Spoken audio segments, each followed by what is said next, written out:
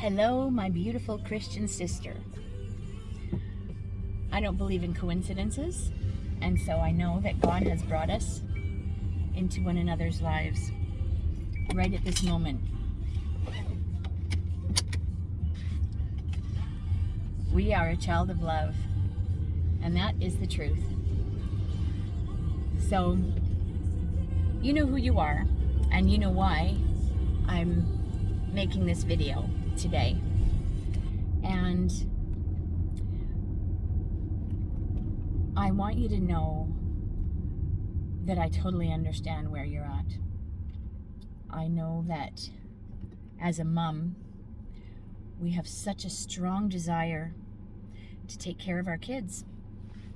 And Jesus expressed that heart of a mother when he said, "Jerusalem, Jerusalem, how I've longed to gather you under my wings," the way that a mother hen gathers her chicks. He wants to protect and shield Jerusalem. Do you know that a mother chicken was found one time, and it was freezing weather, and she was dead, but she had her chicks under her wings, and they were kept warm by her body, and they were still alive. And I know that that is a beautiful, wonderful example for us of what Jesus wants to do for us. He gave his life to shield us from the power of sin and death so that we don't have to suffer. He suffered and died for us. It's just such a beautiful thing. Now, I know that you're suffering right now because you see what's going on with your child. And I remember that. I remember it like it was yesterday when the doctors told me that the baby within my womb had no heartbeat. And the reason that I was bleeding was because I was having a miscarriage. And I had just become a new Christian at the time.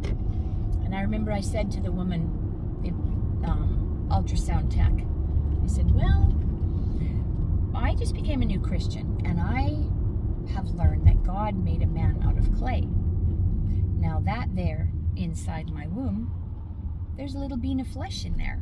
It's better than clay. So maybe God can give life to that child in my womb." And she looked at me like I was crazy.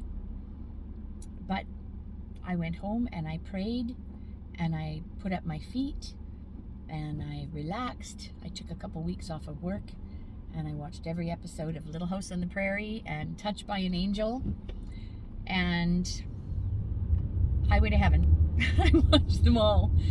Thank you, Michael Landon, for the wonderful family-friendly content that you made for us to bring into our home and bring that encouragement. You know, he wasn't a perfect man, but God used him. And we're not perfect moms, but God can use us.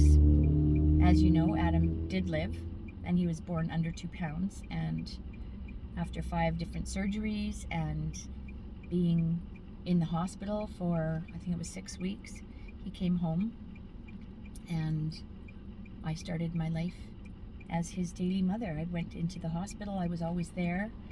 And you know how concerned a mom is for her child. And I know you're concerned right now.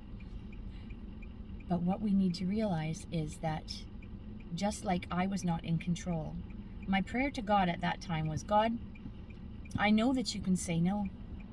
I pray you'll say yes. But whatever is the right thing, I know that you'll do it for me." And I think that's the kind of faith we always have to have with our kids. Because really, God has no grandchildren. So they're his kids. We just get to share in their care. But they're his kids. We're all his kids. So just keep lifting your child up to the Lord. And he's capable. You know, we as moms, we want a medal. Remember Sarah? Sarah in the Bible. She said, "Oh, God has this plan for me to have a kid, but it's just not happening. So how about you sleep with my servant and she'll give you a kid?" So he slept with her servant Hagar, and we know what happened. She had a child named Ishmael, and then Hagar treated Sarah rudely, because in those days it was shameful to not have children of your own. And we know that was a disaster. And if Sarah had just waited for the promised child, then that wouldn't happen. But meddling mothers get involved, don't we? We do. And it's not because we have bad intentions. Sometimes maybe we're too big for our britches and we think we know better than God, but we don't. So just keep trusting him. And then Isaac, let's see, who did he marry? Was it Rebecca? Isaac and Rebecca? Or was it Rachel and Leah? I get them mixed up. But they all messed up. Rebecca, I think, was the one who had Jacob and Esau. And she was devious and she meddled and she caused trouble, right? And then Rachel was saying, give me children, and freaking out and trying to make things go her way. And so when our children go astray from what we think they should do, we can't be meddlesome mums. We just have to say hands off, hands together, pray for our kids, because the more we meddle, the more we're going to mess up. God knows the right thing to do. So I love you. I really needed a sister right now, and I'm so grateful that God put us in each other's lives.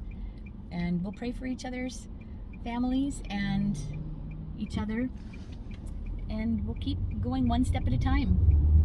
But I think once our kids are, between 16 and 20, they want to become adults. They want to make their own choices. And if we argue with them, if we fight them, they're just going to turn their backs on us and we'll have no influence. So let's just love our kids unconditionally, support them in what choices they are making. And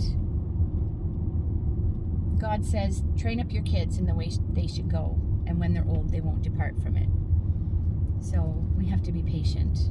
And maybe when they're old, they'll get it. We may not even be around to see that, but as we've seen in God's word, things end up okay in the end. And that's what we have to remember. I love you. Talk soon.